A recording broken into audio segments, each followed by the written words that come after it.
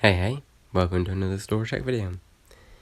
In today's video, I have a splitter and merger for you, and this is a continuation of my box processing series, so let's get into it. So, first of all, what even is a splitter and a merger? A splitter will take a mixed box as an input, and it will filter all of the items inside the box and load them into a box down here, so you end up with multiple boxes filled of a single item type, and non-stackable items will be here. A merger will take two of the same item type boxes and merge them together into as many boxes. A merger, on the other hand, takes two boxes as an input, and it will combine them together to produce one box that's as full as possible, plus the second box, which is either empty or partly full.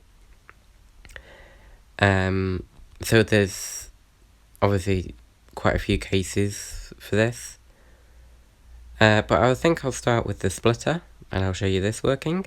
So here I have a box just full of random items,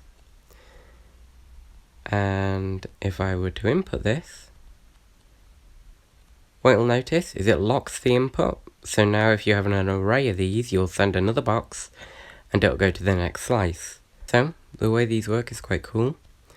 They try and toss a non-stackable from two hoppers, and if you look in here whilst you do it, you'll see we've created a filter, and when it runs out, you'll notice a bottle will go into the first slot and then the next item, and we use this gap in items to detect that there's a new item, and we break the box below. So you just saw it there as it changed. We have our non-stackable output here, and we are loading boxes down here. Now there is leaves because I was messing around with this before. But yeah, as you can see, these boxes probably won't be filled correctly because, as I said, I was messing around with it. But yeah, here you go. Here's your box. Ignore the leaves because, as I said, those were from testing before. We have this other box, which is stone brick. I lost that box from this collection. But you can see there's more non-stackables there. And overall, that's what it does. It splits boxes. So now we're doing dirt. So I'll just let that run. We have a merger, and we have a almost full box and a partly full box. And the way to minimize the amount of time it takes to actually perform the merging operation is to put the fullest box in first, followed by the least full, and as you'll see, we are merging. So that's completely full. You have this box and you break them, and now as our output,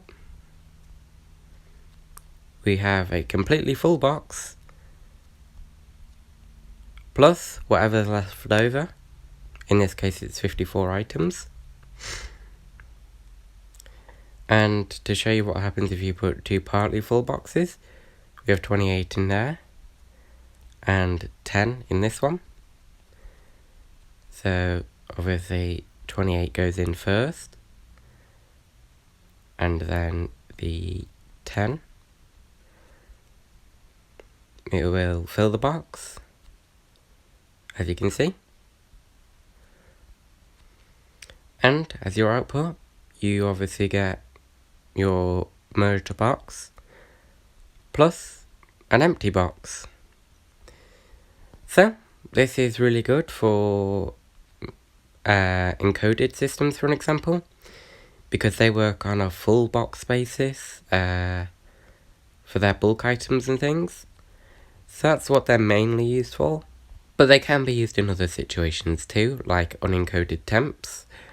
And yeah, they're just overall great little systems.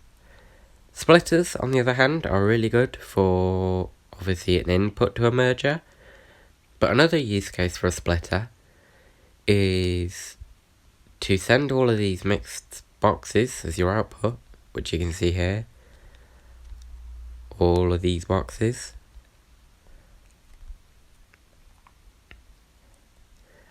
and just send them to an unloading array that uses S-files to work.